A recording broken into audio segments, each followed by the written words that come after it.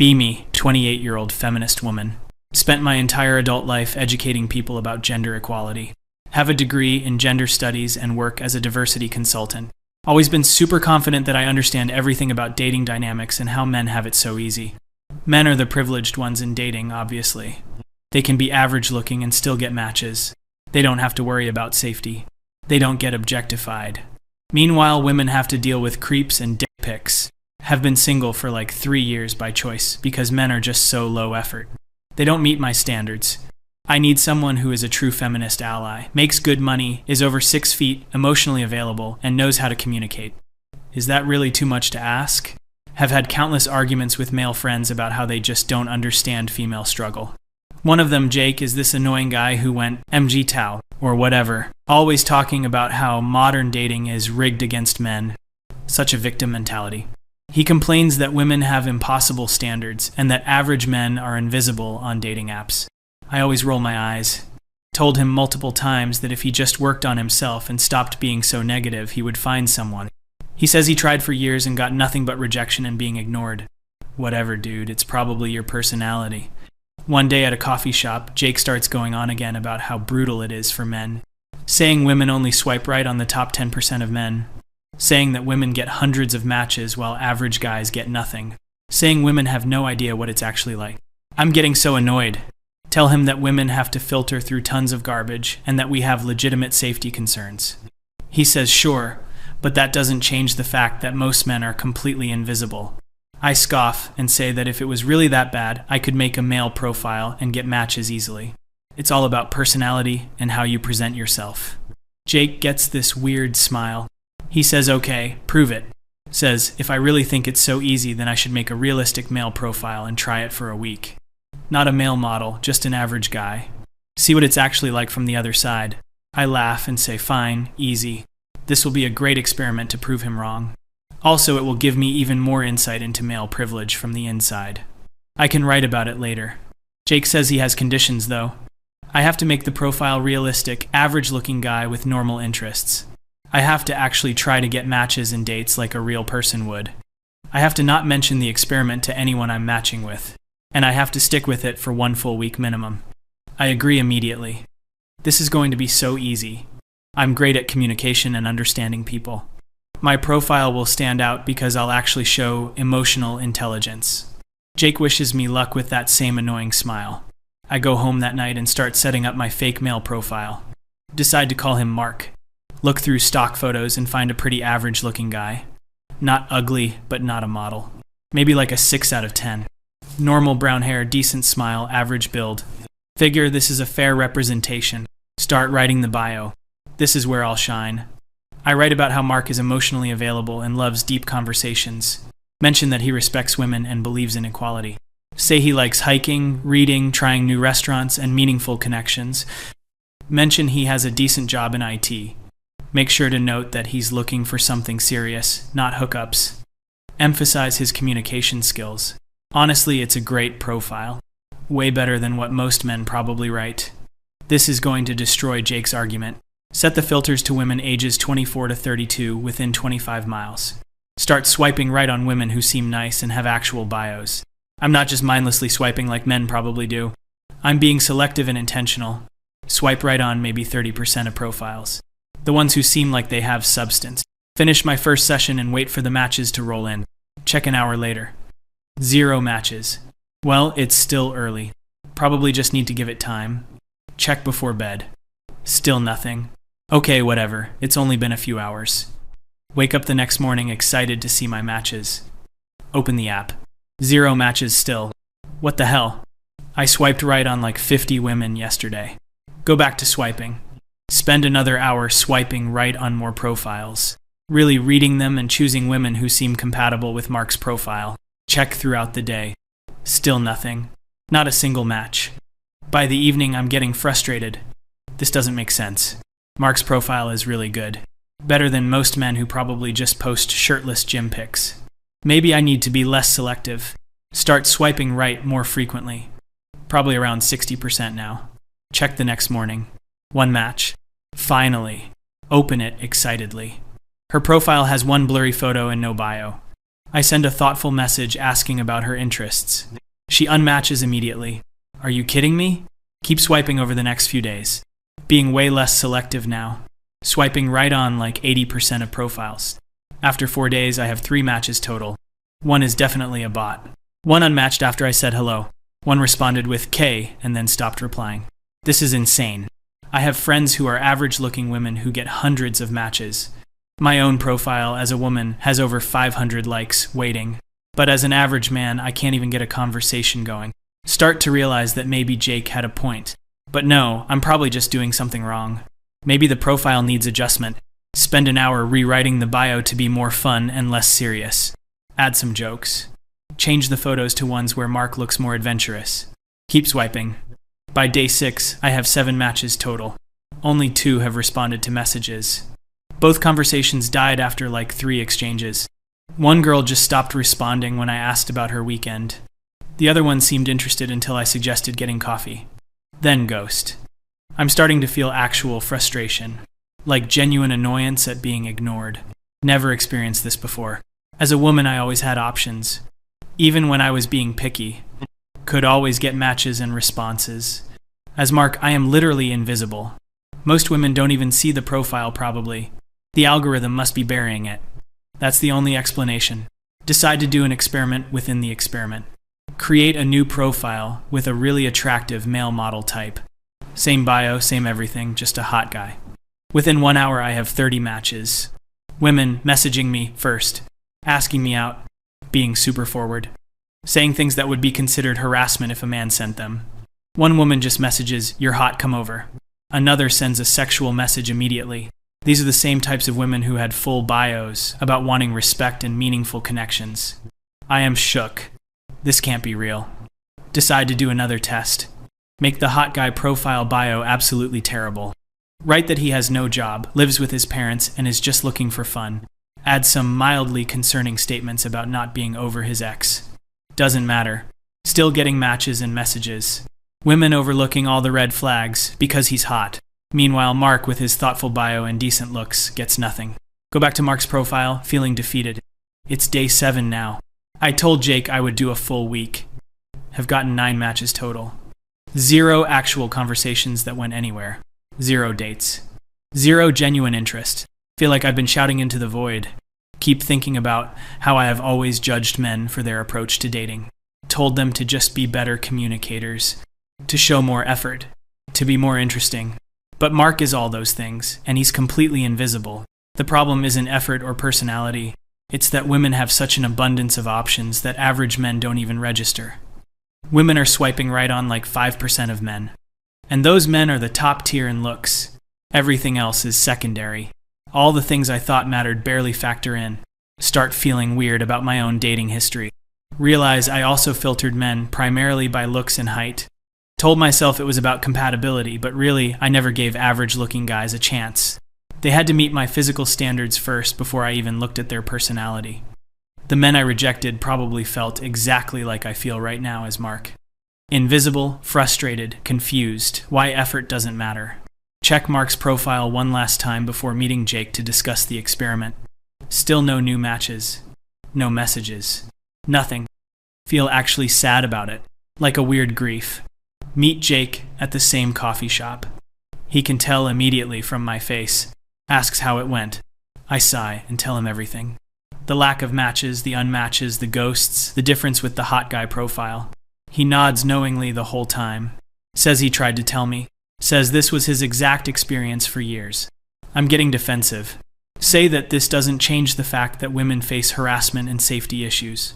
He agrees but says that doesn't invalidate the male experience either. Says being ignored and invisible has its own psychological toll. Says, imagine feeling unwanted and undesirable for years while being told you have all the privilege. I'm feeling attacked now. Say that men need to understand women are just being careful. He says, sure, but the solution isn't to act like average men have it easy in dating. Says women have legitimate complaints, and men have legitimate complaints. Both can be true. I'm not ready to accept this.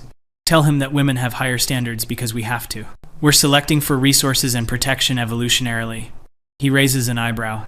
Asks if I'm really using evolutionary psychology to justify looks-based discrimination.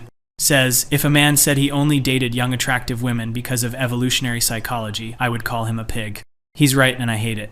Try to argue that it's different. He asks how. I genuinely can't articulate it. Just sputter something about patriarchy and historical power dynamics. He sighs. Says he's not trying to win an argument. Says he just wanted me to see the other perspective. Says most men don't hate women or blame them individually. They're just frustrated with a system that makes them feel worthless. And then they get called privileged on top of it. I'm sitting there feeling all these conflicting emotions. Part of me wants to double down and defend my previous positions. Part of me knows he's right and I never really understood. Part of me is angry that my worldview is being challenged. Jake says something that really hits me. Says the reason he went MGTOW wasn't because he hates women.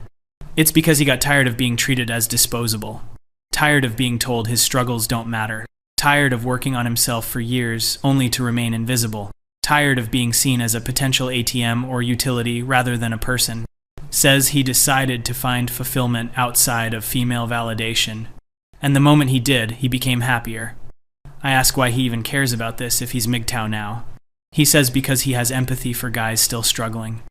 And because he's tired of being gaslit about his own experiences.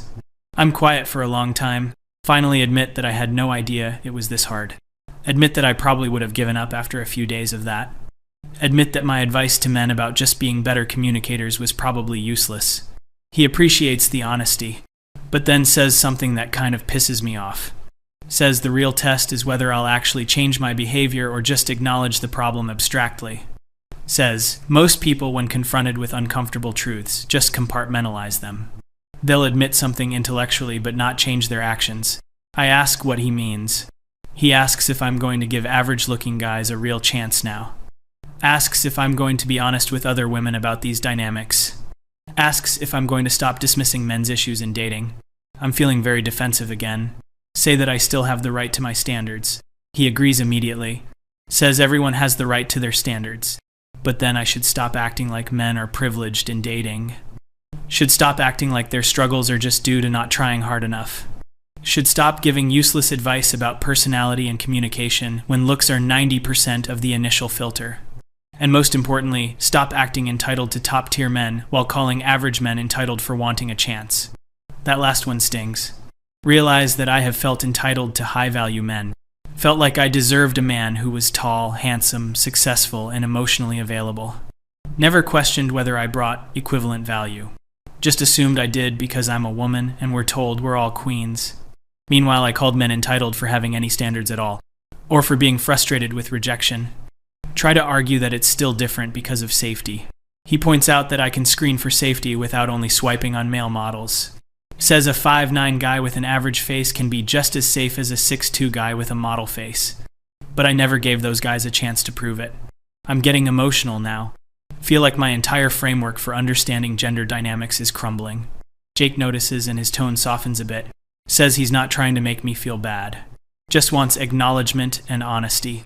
Says the reason he did this experiment with me was because I'm influential in my social circle. If I actually understood and spoke honestly about this, it could change a lot of minds. But if I just go back to the same talking points, nothing changes. I ask why he even wants things to change if he's gone his own way. He says because he has younger brothers and male friends still in the dating market. And he's tired of watching them suffer and blame themselves. Tired of watching them spend money on therapy and self-improvement while being told they're the problem. When the actual problem is a market dynamic where most men are invisible. We sit in silence for a bit. I'm processing everything. Finally, I ask what he thinks the solution is. He laughs bitterly. Says there isn't one really. You can't force women to be attracted to men they're not attracted to. You can't regulate dating apps to make them more fair. You can't change female hypergamy. The only solution for individual men is to either be in the top tier or opt out. And he chose to opt out. I ask if he ever gets lonely. He says sometimes, but not as lonely as he felt when he was trying and failing constantly. At least now the loneliness is on his own terms. And he's built a life he actually enjoys rather than one designed to attract women. I don't know what to say to that. Part of me wants to tell him he'll find someone eventually, but I know that's just platitudes now. I've seen the data firsthand. Average men really are invisible. Unless they get lucky or lower their standards significantly, they're probably going to be alone. And that's assuming they can even get matches with women who have lower standards. Because even below average women can match with above average men for casual stuff. So why would they settle for an average guy? The whole system is broken. I tell Jake, I need time to think about all this. He says that's fine, but asks me one more favor. Wants me to keep the Mark profile active for another week. Really sit with the feeling of being invisible. Let it sink in. I'm reluctant, but agree. We part ways and I'm walking home feeling completely disoriented. Everything I thought I knew about dating feels naive now. Get home and look at my own dating profile. I have 800 likes. Dozens of messages. Most of them from decent-looking guys trying to start conversations. I barely ever responded to anyone under 6 feet. Barely gave anyone who wasn't obviously attractive a chance.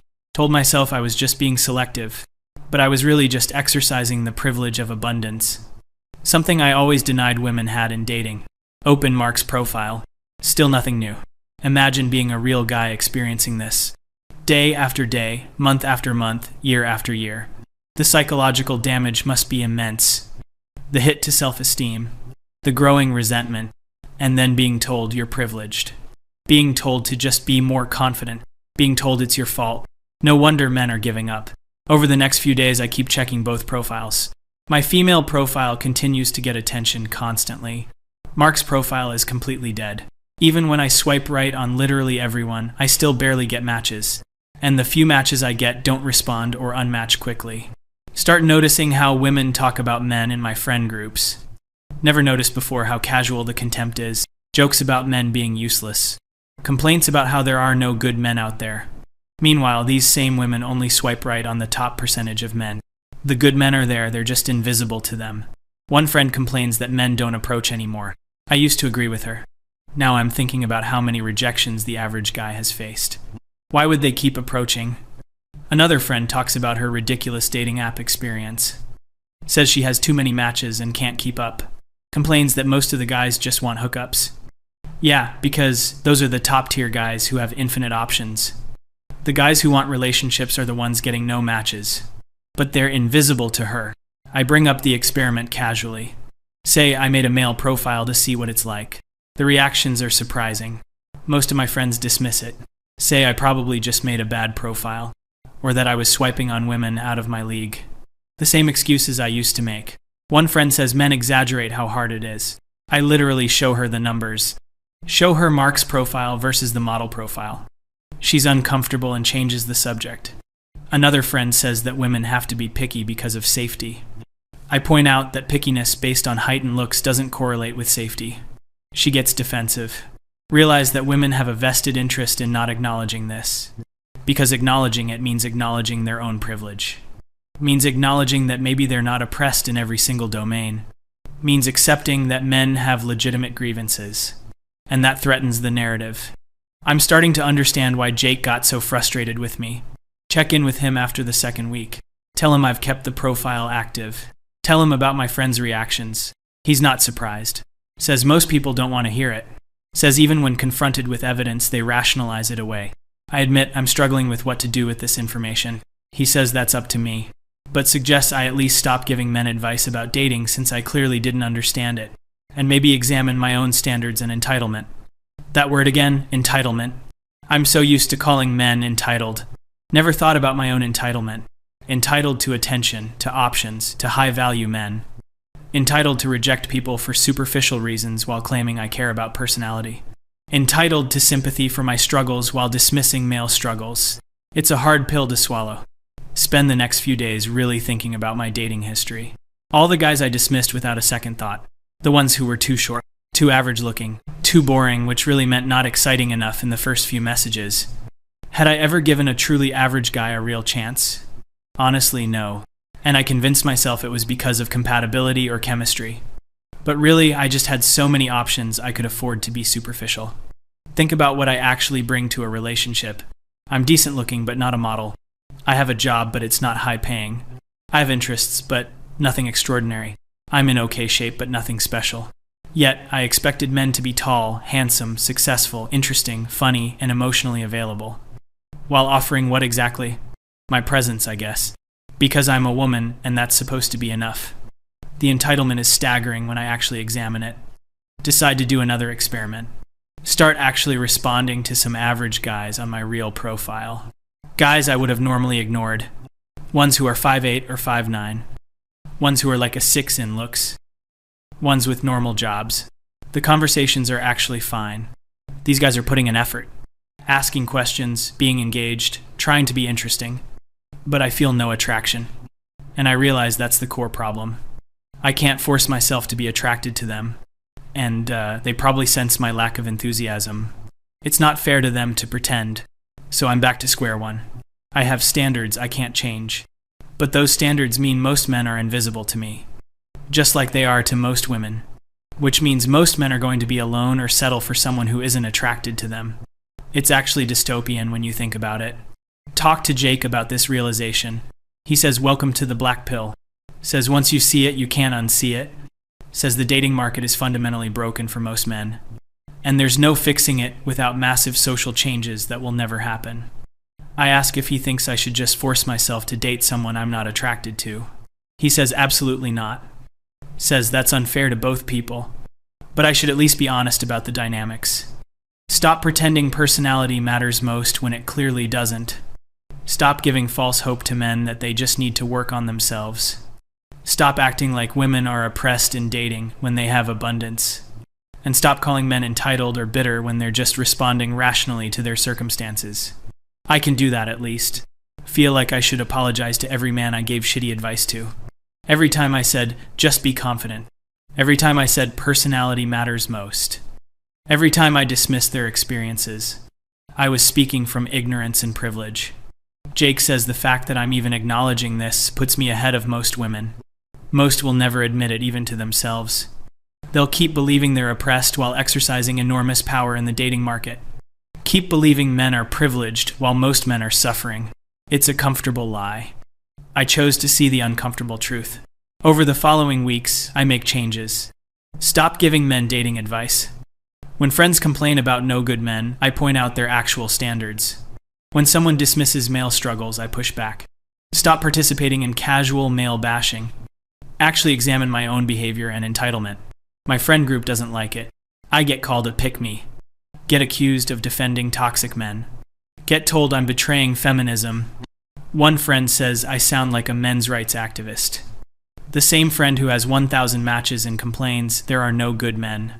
The cognitive dissonance is amazing. Some friends distance themselves from me. Apparently acknowledging male perspective is threatening. Makes sense though. If they acknowledged it, they'd have to examine their own behavior. Easier to just ostracize me. Jake finds it amusing. Says I'm getting a small taste of what men experience for speaking up about this. Immediate social punishment. Being labeled and dismissed. Having your concerns treated as threatening or hateful. He's right. It's a small taste, but it's eye-opening. Start reading more about men's issues. Suicide rates, homelessness, education gap, family court bias, lack of support systems. How did I never pay attention to this before? I was so focused on female victimhood I couldn't see male victimhood. Didn't fit the narrative. Men are oppressors, not victims in my worldview. But the data tells a different story. Yes, women face issues, but so do men. And men's issues are systematically ignored or mocked. Feel like I've been living in an ideological bubble. One that confirmed all my biases. Made me feel righteous and superior, but was fundamentally dishonest about reality. The bubble is popped now. Can't go back. Check Mark's profile one last time before deleting it. 3 weeks active total. 15 matches. 0 meaningful conversations. 0 dates. 0 interest. This was with me trying hard, being thoughtful, being selective, then less selective. Imagine men who are even more average than Mark. Or who have less going for them. They must get literally nothing.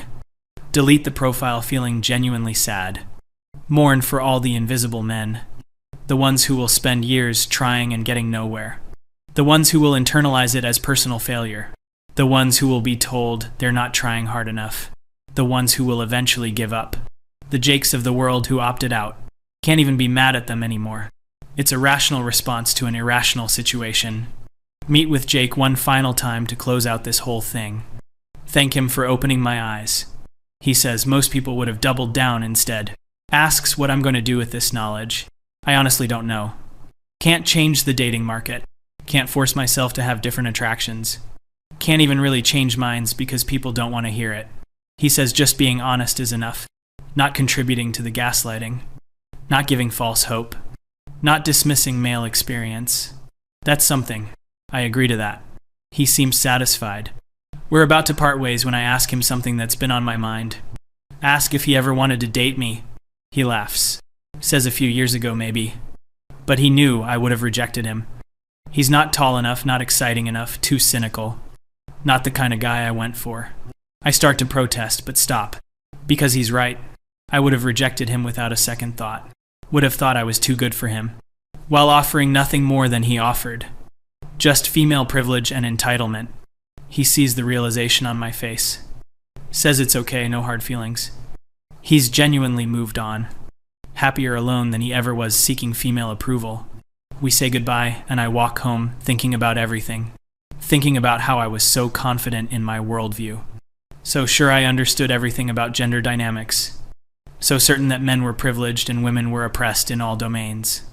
Took 1 week of being an average man to shatter all of it. 1 week of invisibility. 1 week of being disposable. 1 week of effort meaning nothing. And I wanted to quit. Men live this for years or decades. No wonder they're angry. No wonder they're opting out. No wonder they're frustrated with feminism.